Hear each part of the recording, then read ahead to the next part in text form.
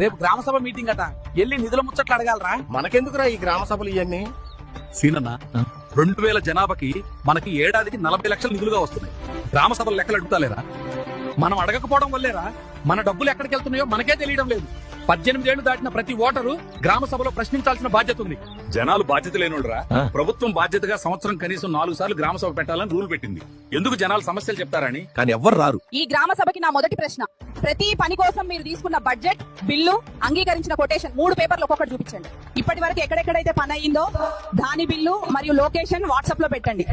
మేము వెళ్లి పని అయిందా లేదా చూసుకుంటాం. ఈ పెన్షన్, ఇళ్ల పథకం, లబ్ధిదారుల ఎంపిక, గ్రామ సభ ఆమోద పత్రాలు ఎక్కడున్నాయి? అలాగే ప్రతి ఖర్చుపై ఆడిట్ రిపోర్ట్ అండ్ బిల్లులను గ్రామ సభకు కాపీగా ఇవ్వండి. ఈ ప్రశ్నలకు సమాధానం మీరు నేరుగా మేరీ పంచాయత్ యాప్ లో అన్ని బిల్లులు స్పష్టంగా ఫోటోస్ తో సహా చూడవచ్చు. మీ గ్రామంలో బిల్లులు ఎలా చూడాలో తెలుసుకోవాలంటే మన ఛానల్లో వీడియో ఉంది, వెళ్లి చూడండి.